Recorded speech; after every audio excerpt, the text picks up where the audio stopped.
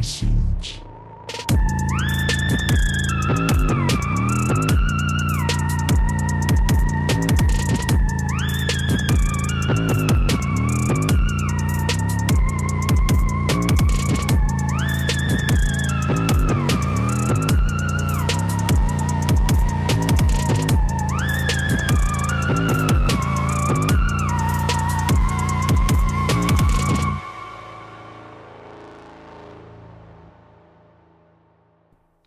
Hello everyone, welcome back. We have another Attack of the Minisodes for you guys. So, I'm just gonna do the rundown of some things. Basically I'm just jumping in here just to let you guys know that we're still live. We're trying to work on other episodes right now. We've been a little slacking with that deep dive episode. It's been kind of hard to get everyone together for that actually, because it's specific, but I'm gonna try to see what I can do with the other ones. I hope you guys enjoyed that lucid play that came out. That was really fun to do.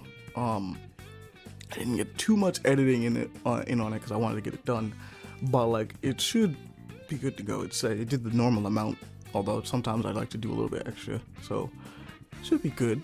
Hope you guys enjoyed it. I think it was a fun one, especially since we got different people on it just to mess around and see what's up. So we'll see how people enjoyed that. I plan on mixing it up and doing different ones. But I'll jump into what I've been doing recently, which, to be honest, I've been playing a lot of 100 Day Defense Academy. That's been so fun. I'm on day 74? 75? No, I passed 75. I think I'm on day 78. So I'm almost done. I have yet to run into the situation of different endings, but I know it has different endings, so I'm assuming that there's way more to that game. I think beating the game is only the beginning of that game, and we'll see shortly, because at day 78 there are some genuine questions I have that have yet to be answered, and because of how, well, for those that don't know, this is by the creator of Danganronpa. Those third act twists, those final act twists, tend to be pretty significant and tend to answer a lot of situations, so I'm kind of hoping to see what happens with that. But I've been playing that. That's been really fun. I actually been really enjoying that. What else do we have? Playing out of Peak. Peak's fun. I think we streamed a little bit of it beforehand. Please go check out the streams. That's Paper Play Action on at twitch.com/TV. I'm pretty sure that's not the URL for that at all. I said that completely wrong. But you guys know the deal. It's on twitch.com. Or Twitch TV. It's our thing. It's our streaming. But it's all good. But what else did we play? We played actually played the Godbreaker demo. That's something that we actually didn't get the chance to make. So me and Pele played Terminal Brigade and the Godbreaker demo. Godbreaker looks really interesting. It's a character action level based Monster Hunter kind of deal. There's a bit of roguelike going on, so I guess it's more in vein of Night Rain, or just a normal roguelike, but it's character action based. But it has the weapons. It feels like it has the weapons of Monster Hunter, where you choose what you want in the beginning and that's how you go forth. And then I'm pretty sure you pick levels based on the monsters you're going to be fighting, but you're building yourself up to that boss when you get there. And I think you can keep going, but I'm not really sure based on the demo, but it looks really fun actually. I said looking at the trailer, it's really cool, and me and him played the demo and actually found ourselves really liking it.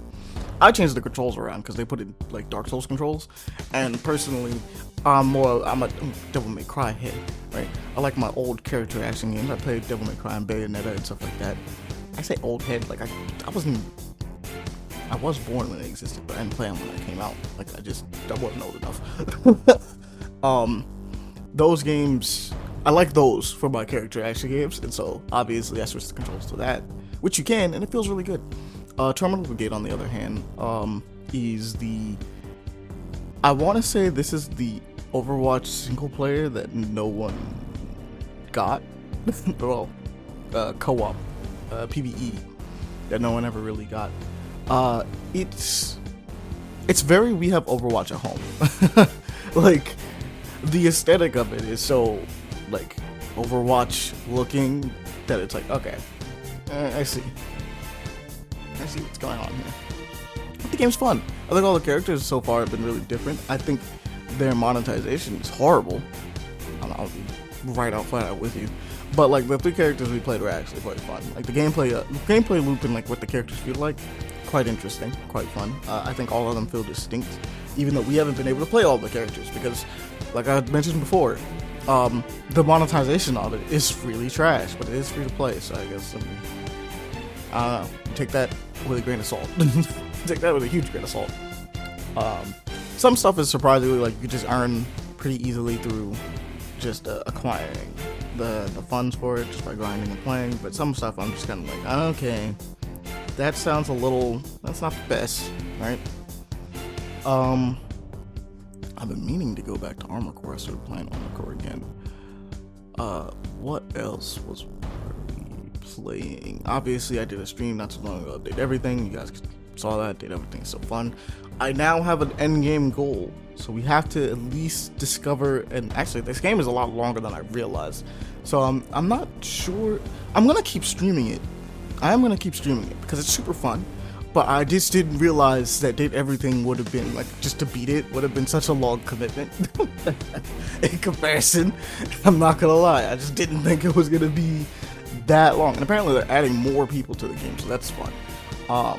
But we're gonna see where we can get. We have an endgame goal, and so we'll do what we can to get to that goal. We have to at least find everything in the house and realize it. So I guess we'll work on realizing everything in the house, and then seeing who we actually want to actualize and everything like that. Like that kind of beat. We also play Heartworm on the streams. Heartworm is really fun as well. We're gonna continue to play Heartworm. I'm just looking for a good time to play Heartworm because I want to slide it. I like playing horror games closer to the nighttime hours, which is very common for, I mean, it's part of the reason why I haven't been playing Dead Space as much. I could definitely play it, but I like to put it more towards the evening hours. And sorry for those that be looking for me at 11. I'm tired and dead to the world, and usually I'm up at 11, but I'm just not ready to stream. So I've always done my, like as you've noticed, Pele's stuck to the 11 o'clock. I've kind of moved my streams further into the afternoon, just because I'm a nighttime person, so I stay up late, and so 11 o'clock. By 11 o'clock, I'm usually up, but I'm not ready to be like, oh, I want to jump into streams and you know, talk to everybody kind of beat.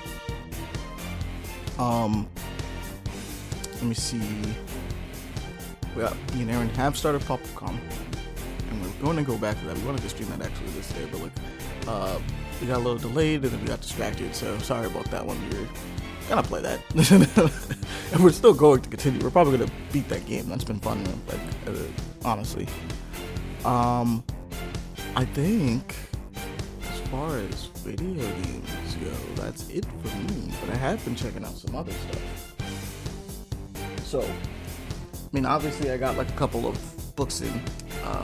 Those of you who are on stream probably saw that I got a first off, somebody should probably let a lot of people know that if you're a fan of Storm, you should be reading her solo run right now. It's amazing. Her solo run is really nice. I got volume 1 of that that came in. I also have volume 1 of Absolute Wonder Woman, which is really nice. This is what came in on stream. Both of these really fine. I don't want to go too much into the Storm one, but like the Storm one involves her becoming the Herald of Eternity and seeing where that goes. It's her really tapping into like her magical side of her abilities and like what that means cosmically and in all of Marvel. It's been really fun seeing what Storm does with, well, her, I guess, newly acquired wealth, but at this point she's been, I mean, Storm's pretty smart, right? Like she's been getting money together this whole time. She's in a really cool place at the start of this book. I think it's really sick, actually. Absolute Wonder Woman Volume 1 is just the origins of the Absolute Universe, who I feel like everyone's been talking about for forever now, but like the Absolute Universe is basically the whole deal is Darkseid basically made changes to this universe to change everything, and we're basically seeing if the heroes still be them. For her, I think I've discussed this, she's raised by Cersei, as opposed to being raised on Amazon. So she was raised in hell and by Cersei, so she's more of still a warrior Amazon, but like magic is a huge part of her character now, as opposed to, whereas before it's like, okay, Wonder Woman is an Amazon and she deals with magic and like her powers come from magic, right? Absolute Wonder Woman is straight up, she is a witch, like she knows how to do magic, and she still has the physicality of like the Wonder Woman we know, because like her body is the same, right? Like she's still big and buff, but like, you know, maybe she could solve it a different way. She doesn't have to punch her way inherently out of these situations. And considering the first thing she fights in this, I don't think it's something you could inherently punch her way out of, but it's really dope. The other thing I checked out is that Saturday AM, which is a diverse comic series, a diverse manga publisher, right? So the deal is that they try to make mangas that are made by other people around the world, essentially. Just different creators. A lot of them, I believe, are Black owned, but I'm pretty sure that there's a ton of them that are just not, right? They're just different people. And the idea is to make like just good stuff. If anybody's heard of not Bible, that's something different. Apple Black is what it's called. Apple Black? I've been meaning to read Apple Black, but like I believe that's their most popular one. And then I talked about Clock Tower before. No, Clock Strikers. That's what it's called. I talked about Clock Strikers before. I decided to pick up another one just to check them out because they caught my eye and I was like, I'm kind of down for this. There is a manga called Henshin, and you have to say it like that because it has an exclamation mark. Henshin is I'm reading that. I'm reading volume 1 of Henshin. I'm almost done. I'm like 2/3 of the way through. And basically what I've been reading is that like it's kind of fun. It's just the origins of it. So like it's not, like, this first volume is pretty like it's easy read. You basically say it's like because it's kind of know what the deal is. The action's not super crazy, but it's just fun. I love the art style for it, and it's doing its best with what it is. I think the art for a lot of the situations going on is really fun. Right? It's really cool art style. But it's basically about how this city, I believe it's called. Let me see. I believe it's like Hollow something. Let me see. Oh, it doesn't say it on the back of the book. Damn. I know I saw it.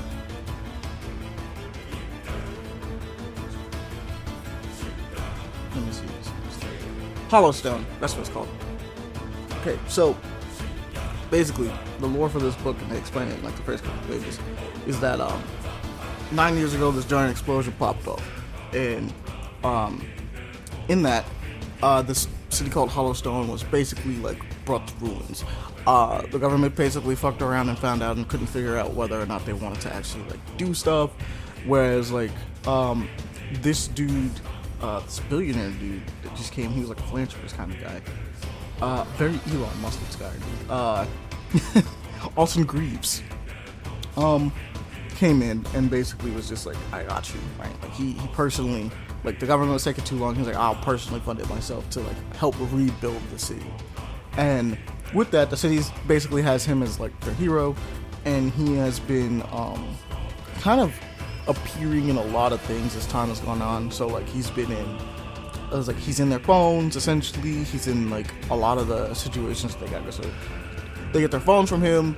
They get like their medical supplies, things like that. Like things seem to be popping up with his name more and more and more. Their cars, things of that nature. Cough, cough. On. But and I'm pretty sure that this when this was made, it's not. I don't think it would have actually. I think it predates Elon anyway. Like Elon being like a household name, but it has those similarities. But as this has been going on, basically our main character, our boy. I have a book in my hand right now, so I'm just kind of dumping around. Alex. It's Alex Nolan. Alex Nolan basically, he's like, look, man, I want to be a journalist, and like he's actually believe everyone in his current thing is going to be a journalist. Like like him, his best friend, Rosa. Yeah, him, his best friend Rosa, and then like also I believe his love interest, which I just saw his name. It's John. I think it's John. They're all like journalists, right? That's the idea. So like Alex is proposing that this is like he's clearly using his money to cover up things and things of that nature, and everybody's like, yeah, that kind of story is just gonna disappear, bro. Like, don't even worry about it. Like, you've had multiple things rejected, and like he's also of high standing. Like, people like him. He's kind of like responsible for our city running properly again. So like maybe don't slander his name. But like that's a huge thing that they were looking into. But basically, they've been talking about. Rosa brings up that there's like been this mass hero that's been running around, but no one's been able to figure out any information, because anytime he shows up and does some stuff, everything gets wiped away. And so people are like, okay, so Rosa, why do you know? And she's like, well, I mean, like, I know people, so like I know how to get information. Unless like this is a thing that I know it's happening. I'm just saying that, like, you know, it's kind of cool that like we have our own superhero that's just kind of like we just don't know about. Like, the situation gets cleaned up completely. Like, all the stuff, they get covered up. It's interesting. Well, basically, Alex runs into one of these situations and ends up finding out that, like, the hero does exist, because he doesn't initially believe. And that he's been doing his best to help people, but, like, because these monsters basically tear into their world. And the whole deal is that the longer that they stay corporalized in this world, the stronger they become. And it makes it more difficult for them to deal with, especially for, which I believe they are the Phoenix. Our main character is the Phoenix Ranger, basically. And Nolan is basically helping him out as much as he can while being normal, and then he's given what is known as a henshin plug, or like I think it's a henshin plug, which is a really cool name for a thing. Oh, picked the wrong thing. It's not the book. But it's called a spiral plug, I'm pretty sure. Which kind of has, or a spirit plug? Maybe it's a spirit plug. Either way, cool name for a henshin thing. And he becomes basically the Phoenix Race. And him and the original hero, Mass Hero, who disappears initially, I'm pretty sure he's gonna pop back up. Like, it just has that kind of feeling. But they're gonna be dealing with whatever comes through those portals that opens up. And there's not a lot of people talking about them, because people don't seem to, because it's being covered up, people don't know about them. Is the best part. So like when they do pop up, people don't know whether or not it's part of a show, or if it's an actual monster, or if they should be running, things of that nature. And it's kind of coming to bite people back in the ass. But we do see that Anton does know about what's happening with these heroes, and with these heroes and with these things that are coming through. And as far as we know, is part of the one he's covering up. He's helping make sure that it disappears. Now, whether or not this is something that allows people to, maybe, it's not clear as to what, I mean, it seems shady by default, but it's not clear if like it's for the best that this is covered up or not, because Alex is also told to keep this, for the most part, a secret. So I'm curious as if these monsters get more power from the idea of people knowing about them, as opposed to just staying in this world. Like, does the thought that people know about them solidify them more as a threat? But they do get stronger the longer they stick around. So like if you have a situation which it runs away or gets away, it becomes more problematic over time, the more you have to keep dealing with it. So it's kind of cool. I like it so far. Like I said, I haven't finished the first volume just yet, but it's been really fun to go through. I don't want to spoil some of the stuff that I got into in the later parts of the volume, because like there's some cool stuff that pops up. But I am trying to just be like, this is a cool one, go check it out, right? It's definitely a dope situation. My only issue with Saturday AM is that Saturday AM does like kind of the Shonen Jump thing, but they actually don't have a way, from what I can tell, when I was trying to look through, to read these without getting like the volume. So if you want to read Henshin, I would recommend going and buying the volumes for Henshin, because unless you want to subscribe to like their magazine, which is just going to give you like kind of like how the Shonen Jump magazine works, or like the manga magazines back home, where they just have like one chapter of a bunch of different things. I would recommend, if you want to just specifically go read Henshin, go buy Henshin Volume 1. Go check it out for yourself. It wasn't even that expensive. It's like a normal volume price, so, you know, 13 USA. It literally says on the back, 13 USA, 9 Euro, and 18 Canadian, so go check it out if you're in those areas. I bought it offline. I'm pretty sure you can too. I just bought it the official one, so just so you know, I'm putting my money down too. I'm enjoying the story, and it was really cool, so go check it out.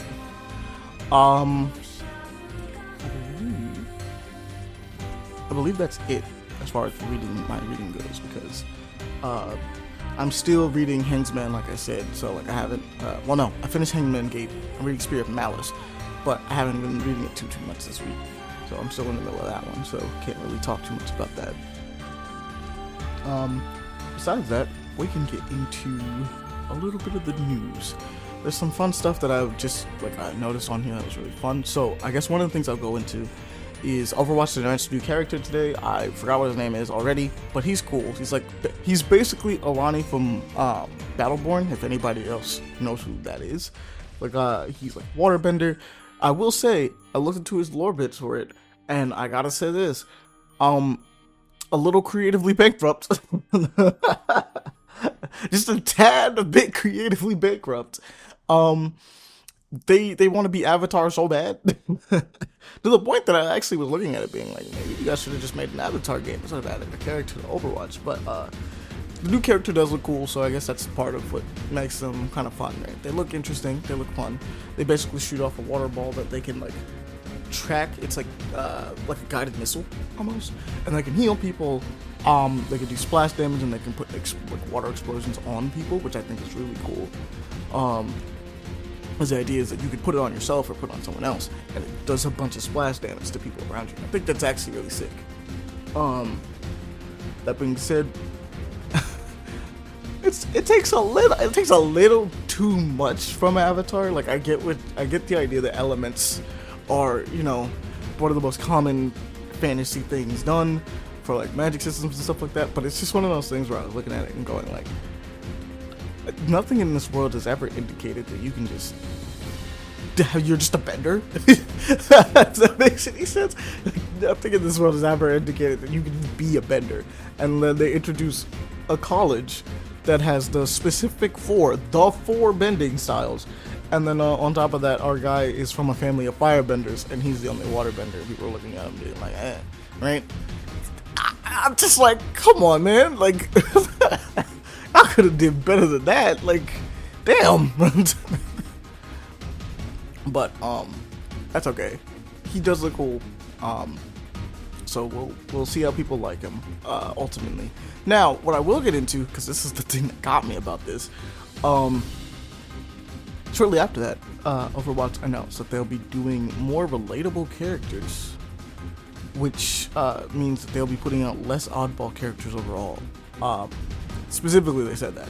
So, and I looked at it and was like, I'm gonna be honest, Overwatch is kind of like, I looked into it specifically. A lot of the fans actually wanted those oddball characters because having more quote-unquote relatable characters just means a bunch of humans, and there's nothing wrong with having a bunch of cool humans, as much as basically Overwatch is already very diverse, like by default. There's plenty of normal characters in the game, but like a lot of us are looking at it being like, hey man, like that doesn't mean make more humans. We have like 3 really cool robots in the game. Would like some more robots. Like, we would love, like, I mean, Winston and Hammond are cool. Are there any other animal ones? I can't think of any. Those two are severely lacking. Maybe add some more of the animal dudes. It'd be really cool to see some of them. But I don't know, it's just one of those things where it's just like, the idea of announcing to make more relatable characters, even though, like, okay, so we've talked about it before, about how they make characters and their character creation process being really weird. It's so funny. It's so, like, it's also creative, bankrupt, but, like, it's kind of crazy. I mean, like, it's a good way of getting people to stop making the same kind of person. or the people they see around them, which is good. But at the same time, I'm like, it also treats people's different quirks and aspects about them and actual their lives as a point system, which is a little crazy. It's type weird.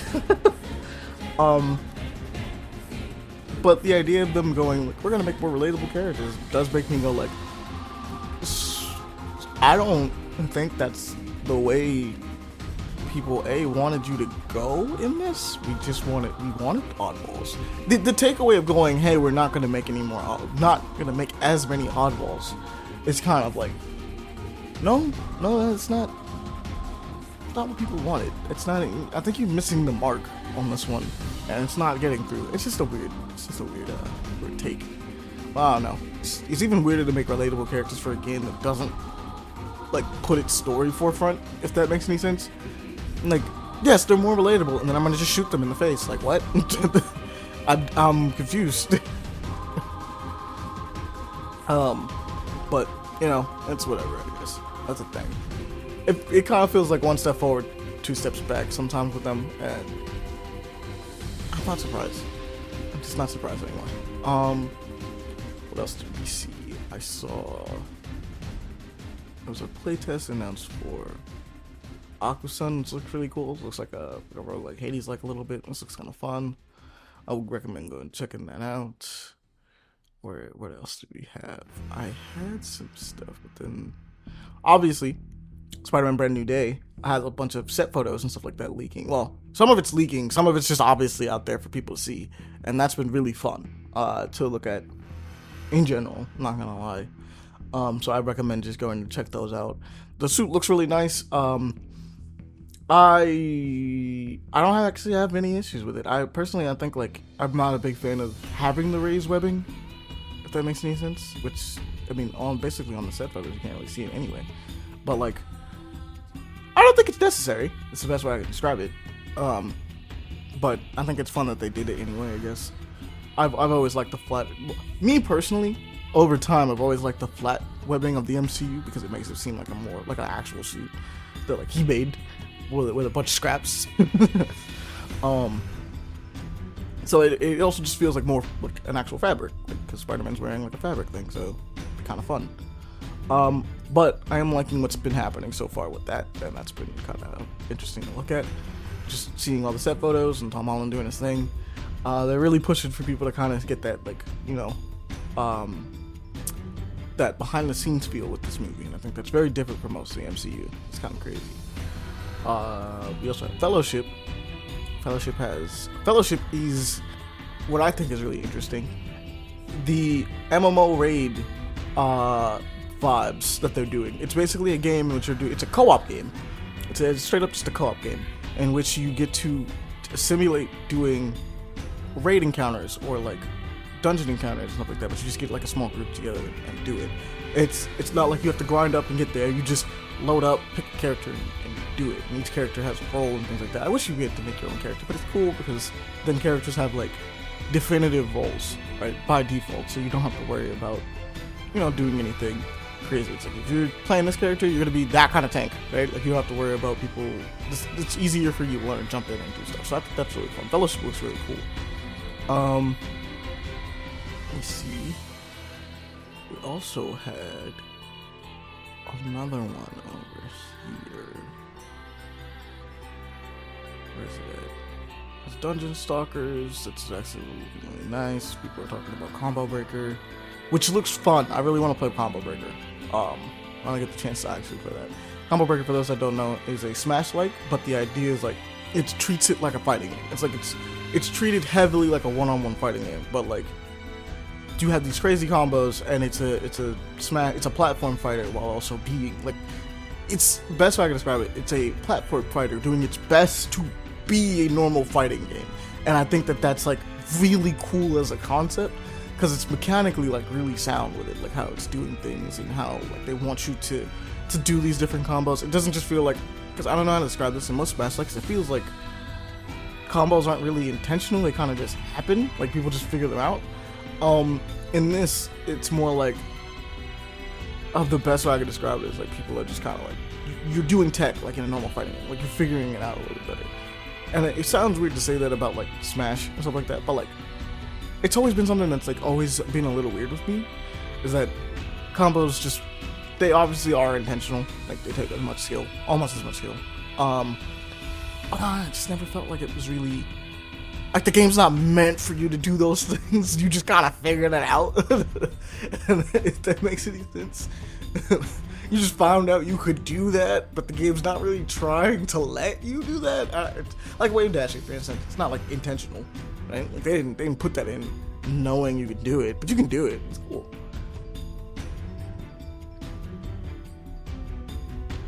Okay, let's see. What else do we have?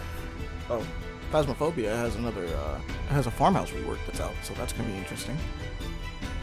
But for those of you that have been playing Phasmophobia, we should stream Phasmophobia at some point. That'd be fun. I want to play that one. We just haven't done it. Oh, this is a good one. Helldivers 2 is coming over to Xbox, and ODSTs are coming to the game. If you look at the new trailer, that's actually there in the end.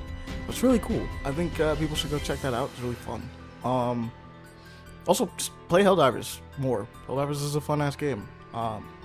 Especially since it's been a minute since its stupid complications, and they've kind of, I don't know if they didn't take it back or not, but like if you can play it, go ahead and check it out. Like it's fun. Helldivers 2 is fun.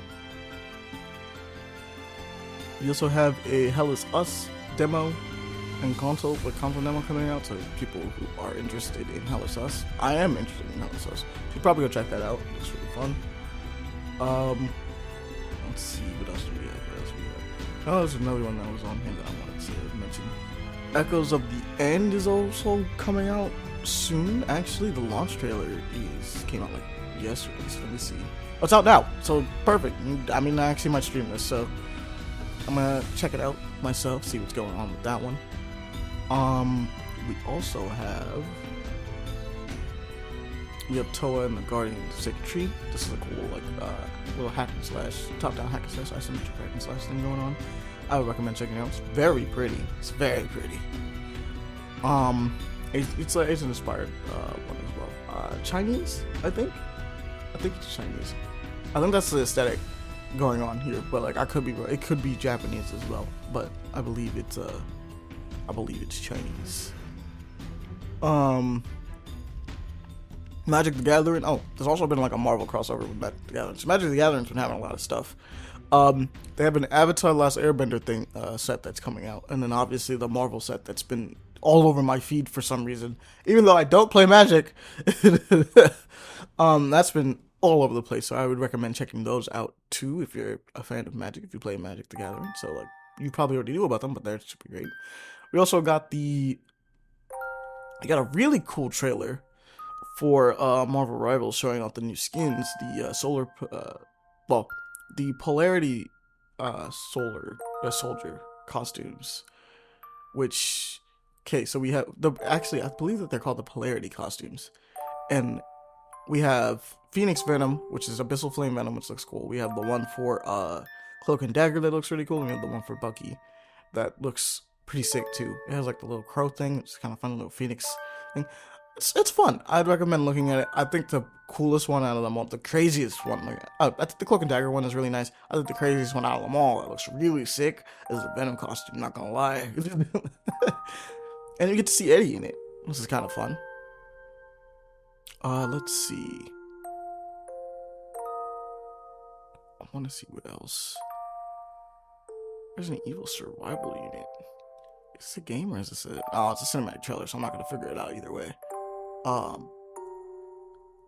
Let's see what else we got. I think